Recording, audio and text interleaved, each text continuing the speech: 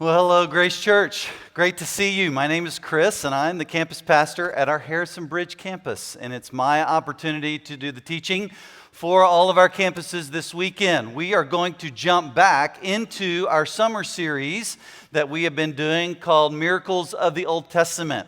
And we took a little 3-week mini break. Now we're jumping back in. If you say, well, I haven't been here all summer, I don't know what's been happening before, it's okay. We're going to parachute into this text. We're going to deal with it. And the next week, we'll parachute out and parachute right back into another one. So let's just dive in. How about it? 2 Kings 5. If you're using the Bibles that are near you that look a little something like this should be on page 222. 2 Kings 5. That is, if I turn to the right place. 222, we're going to look at this miracle about Naaman's healing and from leprosy.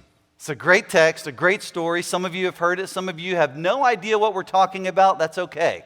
We're going to spend some time. We're going to explain it to you. We hope that you will be right up to date and caught up with us all. I don't know how many of you have seen the classic movie Chariots of Fire. All right, little old one, going to throw it back, Chariots of Fire, great movie. Not a lot of movies are really quotable, but this one really is. It's got some great lines. One of the characters in there is the Olympic sprinter, and he is asked why he runs. And of course, when asked why he runs, you expect him to say, because I love it, because I can't imagine myself doing anything else. But let me tell you what he said in this movie. It's a great line. He says, I'm really more of an addict. He said, I'm only 24 and I've never known contentment. I'm forever in pursuit and don't even know what it is I'm chasing. I'll forever raise my eyes and look down the corridor 4 feet wide with 10 lonely seconds to justify my whole existence. It's a great line. And here's what I wonder. I wonder if that statement isn't exactly the way that many of us live our lives. Most of us are in pursuit, aggressive pursuit, and we are chasing after something. Some of us know exactly what it is. Others of us are chasing. We just don't know what it is we're chasing after. And really what's happened is the same thing that had happened to him. We too have become addicts. Now the question becomes then, addicts of what? One author put it this way. Says that achievement is the alcohol of our time.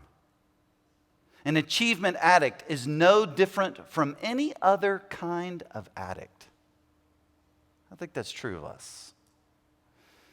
And so most of us will wake up the next day that we go to work and we'll race. We will race to achieve. Because we believe that when we have finally found achievement and success in our hands, when we finally have her, then our lives are going to have meaning. Then our lives will be secure from anything that can come our way. And that's why we need to read 1 Kings 5. Because it has to say something exactly about that. Let's look in verse 1. The king of Aram had great admiration for Naaman, the commander of the army, because through him the Lord gave Aram great victories. Now, just a side note, you need to know that although Yahweh was Israel's God, he's still controlling what? He's still controlling Aram, or the Syrian army. So Syrian politics are not out of God's reach. They're not out of God's hand. In the same way it's happening today all over the world. He is sovereignly involved in everything. Not the main point, but the author wants to make sure you're aware of it, especially for what's about to come next. Okay? Look at the rest of verse 1. But though Naaman was a mighty warrior, so we're introduced to Naaman, we know that he's the center of attention here. Though he was a mighty warrior, what's wrong? He suffered from leprosy. Now, Naaman in his day would have certainly been named to Time Magazine's Person of the Year over and over and over again. He was that guy with that kind of status. Not only that, he would have reached Fortune Magazine's top 50 wealthiest people. because he had money. With the status that he had came all the money that he could ever want or desire. See, he was the commander of the world-dominating Syrian army. Not only that, he was like the prime minister of the country. So the king would look to him for all of his guidance and for all of his decisions. He would always consult with Naaman. He had that kind of status. So Time Magazine's Person of the Year, Fortune Magazine's Top 50 Wealthiest People, and also the granddaddy of them all, right? The Forbes Top 10 Most Successful People in the World. This guy is on absolute top of the world on a yearly basis. However, you noticed, he seems to have met his match, hasn't he? What is it? It's leprosy. The cancer of their day. Now, leprosy was an awful disease, a horrible disease. It ran through the blood, so you could have it and not know it, but eventually it would surface, and the way that it would surface would be with a small shaded patch on your skin, usually starting somewhere on the brow or the nose or chin or ear, something like that. And because without the proliferation of mirrors back in that day, it might have been difficult for him to know exactly that he had it or that it was surfacing. So maybe one of the ways that he found out is he came down for breakfast one morning, and as he sat across the table, someone said, "What's that color? What's that patch on your face?" And then he realized it. He had leprosy. Next, the spongy tumors would surface, and his skin would begin to crack while his body would swell with the disease. Eventually, his fingers and toes would begin to rot, and they would literally rot and fall off. It was an awful disease. You died an inch at a time. The leper was also considered unclean. So because you died an inch at a time, and because you were contagious, you literally became removed from society. So you were put outside of the city. You literally had to wear a black cover over you, and if you ever encountered someone else who did not have a black cover, you did not yell out your name. You now had a new identifying marker. It was leprosy, and you had to say, unclean, unclean. Because they had to control the contagions. There's a great book out about how after this time, they used some of the Hawaiian Islands as ways to sequester people who had leprosy, who were dying because they were so contagious, and no one wanted to be there. But a minister went and served them. It's a great book. But Naaman had everything going for him: wealth, power, success, approval of the people, the ear of the king. He was on top of the world. You see, he defined success and achievement. But underneath it all, what was he? A dead man walking. And what happens when our mortality comes into focus? Strangely, what happens is things start to take new shape. Things that seemed less important become more important. Things that seem to control everything about you seem to subside, don't they? Verse 2. At this time, Aramean raiders had invaded the land of Israel, and among their captives was a young girl who had been given to Naaman's wife as a maid. One day, the girl said to her mistress, "I wish my master would go to see the prophet in Samaria. He would heal him of leprosy." Okay? And because he was desperate for anything, even the suggestion from a slave girl or a servant girl, Naaman was willing to go do it. But he did not do it exactly in the way that she said. All she said was, "Go see this prophet." Instead, he does something very different. Look at verse 4. So Naaman told the king what the young girl from Israel had said. "Go and visit the prophet," the king of Aram told him. "I will send a letter of introduction for you to take to the king of Israel." So Naaman started out carrying as gifts 750 pounds of silver, 150 pounds of gold, and 10 sets of clothing. And I'm told that in modern day standards, it would be about $3.2 million. So this is a lot of cash that he's taking with him. Verse 6, the letter to the king of Israel said, "With this letter I present my servant Naaman. I want you to heal him of his leprosy." And by the way, the influence of that letter coming from that king was far more than $3.2 million. It was basically a demand. You do this. Because remember, Israel, he was a suzerain king. He was a king underneath the great king, just as a positional leader for his people so that they wouldn't rebel. So what's going on here? What's Naaman doing? Naaman is trying to leverage his power and his prestige and his wealth to do what? To secure his own well-being. Why? Because that's what he trusted. When you are in desperate times, when you are in desperate situations like he was, no cure for a disease that he's going to die from, you look to the very thing that you trust to help you. You put all of your eggs in that basket, and that's exactly what Naaman's doing. Exactly what he's doing. But that's not all. Look at verse 7. When the king of Israel read the letter, he tore his clothes in dismay. Subtitle means he didn't like it. Okay, he didn't like it, and said, "This man sends me a leper to heal. Am I God that I can give life and take it away? I can see that he's just trying to pick a fight with me." In other words, he panics. A complete panic. Why is he in a panic?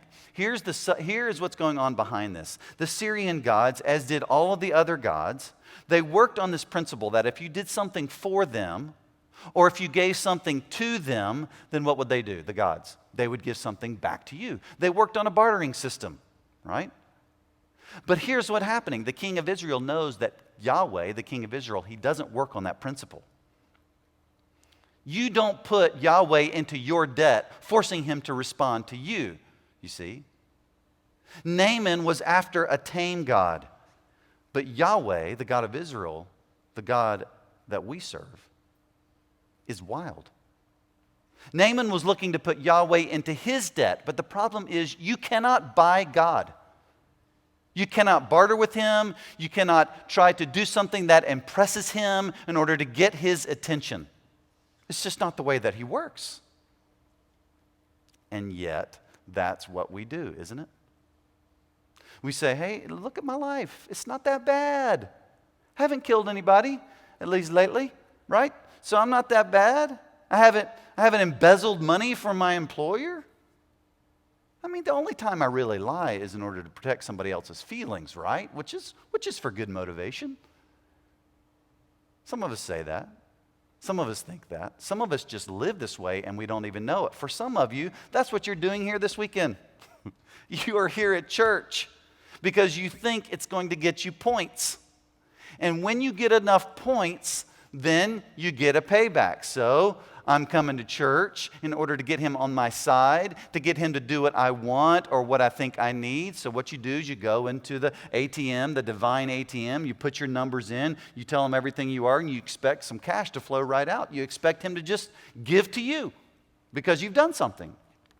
Beware. God doesn't work that way. He's extremely unimpressed with us. You might impress someone else. We can't impress God.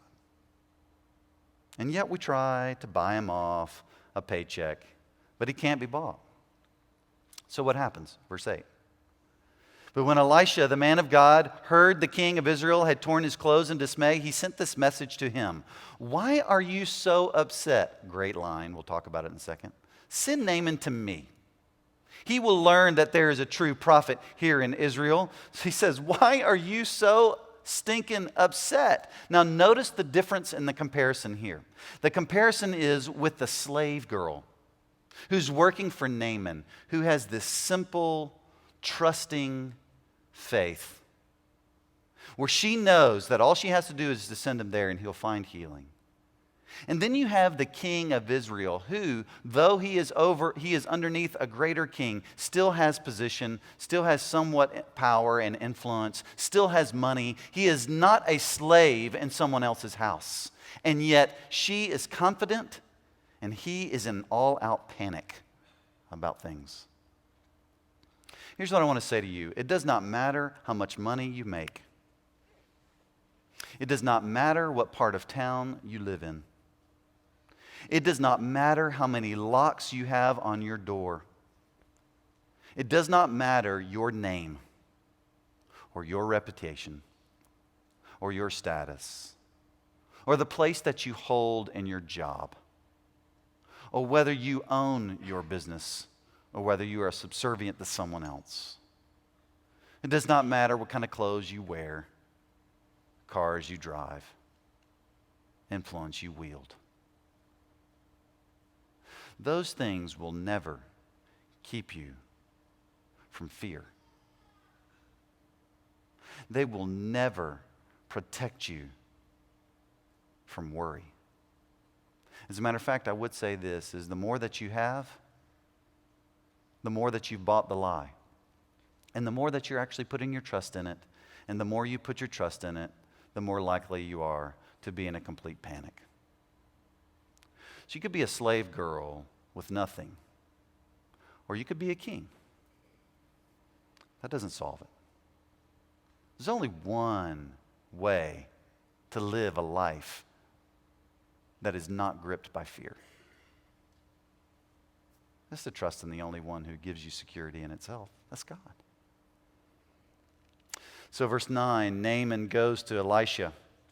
Now realize that this wasn't someone who quietly snuck up on an evening when it got dark, and Naaman thought, I don't want to be known, so I'm just going to sneak up and I'm going to tap on the door and nobody's going to really know, and then he's going to come out. No, that's not what he does. What he does instead is he gets his entire entourage, okay? So we've got the supreme military commander of Syria with his entire entourage and $3.2 million and a letter from the king, and he is going down the center of town in order to go find Elisha's house. So, if you can imagine it, people have gotten the word, they started to come out, they're watching this spectacle, the news helicopter is hovering overhead, it's got the cameras down on them, it is broadcast live, everything has been interrupted for this event, right? So he goes up, of course the military guys, they walk out, they go and they stand by the door, and of course here comes Naaman, and he knocks on the door in order to be healed from Elisha.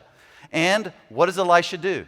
He comes out in his finest duds, and he says, come on in, tea and scones, right in here. You guys wait outside. We'll be back in just a minute, right? No, absolutely not. As a matter of fact, he does the opposite. Look in verse 10. Elisha sent a messenger to say to him, a messenger, go wash yourself 7 times in the Jordan, and your flesh will be restored, and you will be cleansed. Now, hold on. At first glance, that sounds like a great deal. How hard could it be? We just got to go right over there to the river. All I have to do is dip. I can keep my $3.2 million. I can get out of here. I get my life back. All of these spots and these tumors and these things that are on me that are surely going to kill me. It's that easy? Are you kidding me, messenger? Thank you very much. Have a great day, and I'm out. That's not actually what happens at all. Naaman does the opposite of that. Verse 11. Naaman became angry, and he stalked away. He says, I thought he would certainly come out to meet me. This was a slap in Naaman's face. It would be like the chairman of the Joint Chiefs of Staff telling everyone, making an announcement that he's coming to my house. And he drives all with his Humvees and his motorcade. He comes down to my little house in my little neighborhood. He walks up to my door in the front of everybody with all the news, and he knocks on my door. And I say, hey, Christian, my 10-year-old, hey, why don't you go to the door? Why don't you answer the door? Why don't you tell that guy to go take a hike? Go jump in a river. Right. Not gonna go well, right? And that's exactly what's happening here. But continue in verse 11. I expected him, Naaman says, to wave his hand over the leprosy and call on the name of the Lord, his God, and heal me. Why is he saying that? Why did he expect that? Because he wanted something dramatic. He wanted this exciting and thrilling and this spectacle worthy of who he was as a person. So this simple way of going getting healing did not match up to who he was as a person. It was a slap in the face. He goes on, verse 12. Are not Abana and Pharpar, the rivers of Damascus, much better than all the waters of Israel? Couldn't I wash in them and be cleansed? See, the Jordan River was a muddy and filthy river because all the people used it for all sorts of things, including bodily functions. It was nasty. It was disgusting. It was their source of life in so many ways. He's like, that nasty thing? I got a lot better where I come from. I could have gone done in this clear springs. Couldn't I have? So what does he do? He tells us, verse 12. He turns and went off in a rage. A rage. He was given good news of hope. He leaves in a rage. Sometime down the road, Naaman's servants, verse 13, went to him and said, my father, If the prophet had told you to do some great thing, would you have done it? And of course, the answer is yes. How much more then when he tells you, wash and be cleansed?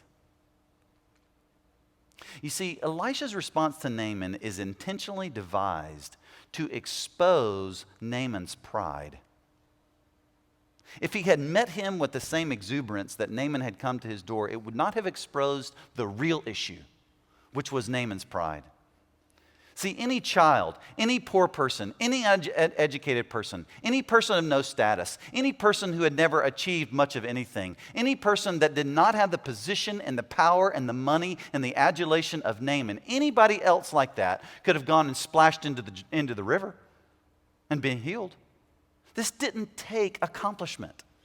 This didn't take success. This didn't take great intellect. It took the opposite of that. Here's what the opposite was, because Naaman had 3 choices. Ready for them? Here they are. Behind door number 1, his option was to die. Fatal disease, no cure. He was given one. He said no to that. He would have gone home, and eventually he would have died. Door number 2, look elsewhere for his security, for his healing. He could try to use his achievements and his power and his money to find healing somewhere else. Or door number 3, and this is where it all meets, right here. He could humble himself. He could be humble and then healed. Which do you think he chose? Verse 14. So Naaman went down to the Jordan River and dipped himself 7 times as the man of God had instructed him. And his skin became as healthy as the skin of a young child, and he was healed. See, here's the truth. When we humble ourselves, when we stop trying to pay God off, that is when healing comes in our lives. Our doing can't get us anywhere, especially with God. There's this old song, we used to sing it in church, and some of us grew it up with it. Some of you have never heard it before. I just love these lines. It says this: lay your deadly doing down at Jesus' feet. Stand in him and in him alone. Glorious and complete. That's good. Your doing, by your pride, by your achievements, and by your success, do not bring healing to you or anyone else around you. Verse 15. Then Naaman and his entire party went back to find the man of God. They stood before him, and Naaman said, now I know that there is no God in all the world except in Israel. So please, accept a gift from your servant. And here is another point that we just cannot let escape, and it's this. God often uses ailments. He often uses problems and difficulties and personal failures. Here's what we would call them. Let's give those things a title, and it would be called something like this: suffering. God often uses suffering as a means of bringing us to the absolute end of ourselves. Because you know what? God's ultimate goal for your life is not for you to have a healthy, happy, easy-go-lucky life.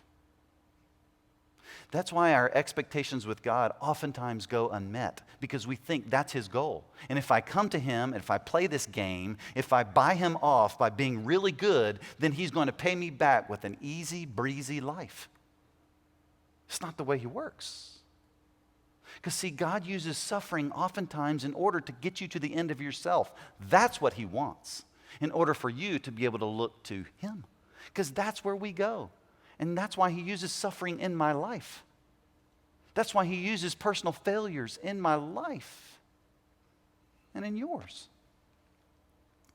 I've been doing some of my personal reading in Psalm 119. Great place to sit and to think and reflect. There's a verse in 71 that's pretty astounding. That's what it says, Psalm 119:71. My suffering was good for me, for it taught me to pay attention to your decrees.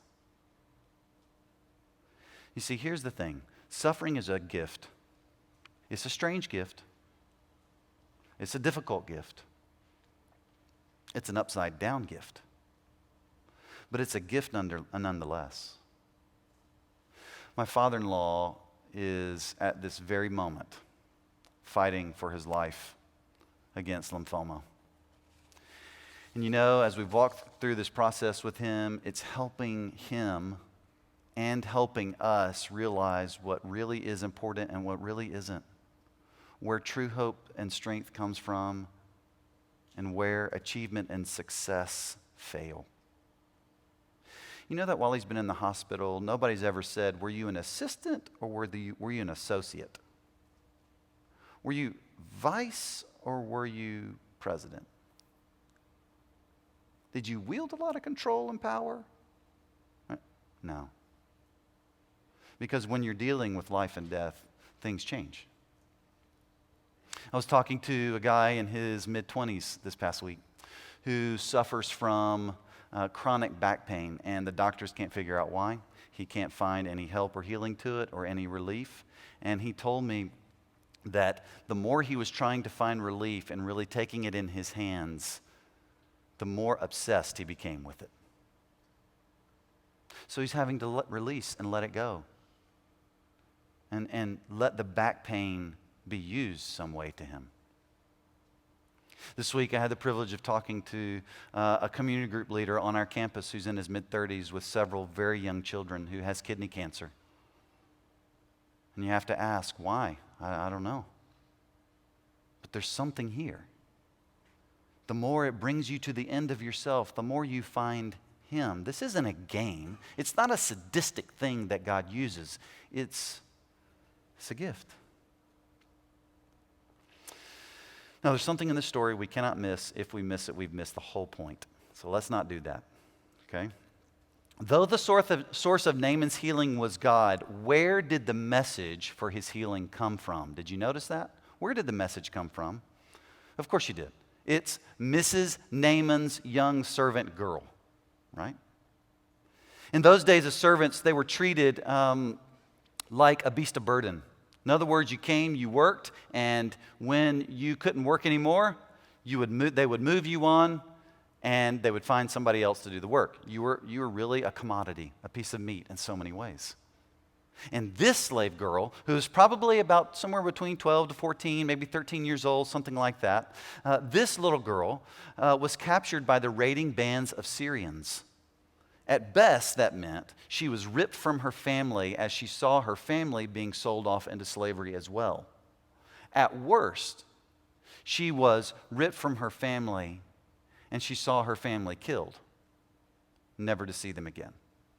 This is the position that this girl is in. Her life has literally been ruined, and she was living this nightmare with no end in sight. She had no hope. She had no recourse to go to. At least no earthly recourse. And who was responsible? The supreme military commander, Naaman, who was her owner, right? Yet, when she hears of Naaman's leprosy, did you notice what she said? Or maybe the way of saying it is, did you notice what she didn't say? She didn't say leprosy. Yes. For all the pain and all the hurt, and for the life that she ruined of mine, for my family who are probably dead, He deserves it. For all the torture He put me through, now here's what I'm going to get to do. I'm going to get to watch His body rot and Him die and get exactly what He deserves. She didn't say that, did she? In verse 3, you see what she says? She says, I wish my master would go to see the prophet in Samaria. He would heal him of leprosy. Did you pick up the tone of the way she said it? There was a tone of sympathy in her voice. You see, here's what you need to know. The Bible goes to great lengths to get the point across that while true forgiveness is free to the recipient, it is always, always extremely costly to the one who gives forgiveness. The one who forgives absorbs the pain, the loss, and the debt inflicted by the guilty party. They absorb it. They don't reflect it back to them. They don't give it elsewhere. They take it in and of themselves. The forgiver bears the scars of forgiveness, not the one being forgiven. Do you see that? And this little girl, whose life has been ruined, offers Naaman hope. This little suffering servant girl points, of course, to the great suffering servant. That's what he's called in Isaiah 53, isn't he? Depicts a suffering servant who would come and would bear in himself the debt of sin. Your sin, my sin. It's a debt that we can't overcome.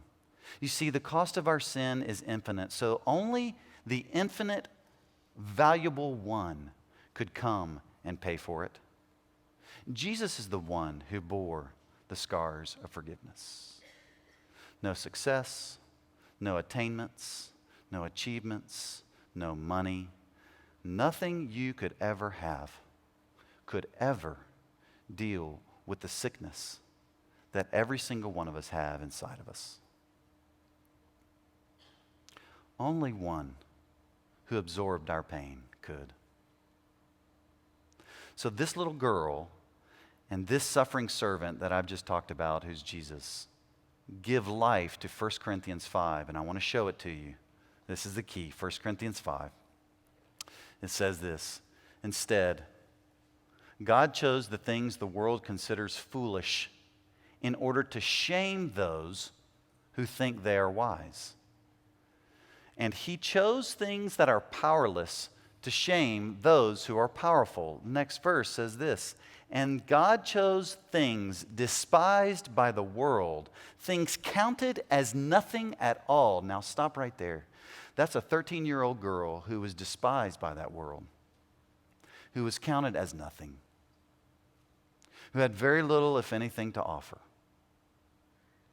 It also includes Jesus, a small man, a man who had no beauty in and of himself, who seemingly had not much to offer. And here's what happens. And he used them. He used them to bring to nothing what the world considers important. And as a result, no one could ever boast in the presence of God. You see, God uses a little girl and a dirty river from a defeated, no-name country to heal the man with infected skin from a conquering world power. And in the same way, God uses a man of sorrows with innocent blood from nowhere Nazareth to heal helpless people, diseased and dying with sin, through a cross and an empty grave. So you and I have a similar choice as Naaman. 3 choices. 1, you can die with a diseased heart in your sins. It's your choice. 2, you can look to some other source of security, some other source, like your money, like your achievements, like your acclaim. You can look to that to try to get you through. Or number 3, you can humble yourselves. We can humble ourselves. And we can accept the healing that Jesus provides. Because here's what I want to tell you. Like a leper who had to call out unclean and was isolated away from others, when you say unclean with your heart, when you admit that in humility, then you're accepted. Then you're forgiven. And then you'll find healing. Let's pray. So, Lord, we are sick people, desperate people, diseased, hearted people. And we need your help. Oh Lord, I'm begging you that you would make this about you and not about us, but that we would realize that only true hope, only true healing, only true recovery from what has inflicted us and that will kill us comes in you. I pray that you will help that to sink deep down inside of us. There's some that have heard my voice who have yet to ever look to you. I pray that this would be the moment that they do. And those of us who are dabbling in other things to bring us security and bring us hope that are so empty, I pray that you will strip those away from us and that you will renew in us the true and lasting hope that comes only in you, the great suffering servant who absorbs our sin, absorbs the rejection and the repeated offenses that we give to you, and you wash them away clean. We need your power and your help to do that in us. Do that, Lord, as we worship and as we take communion. Through Jesus we pray. Amen.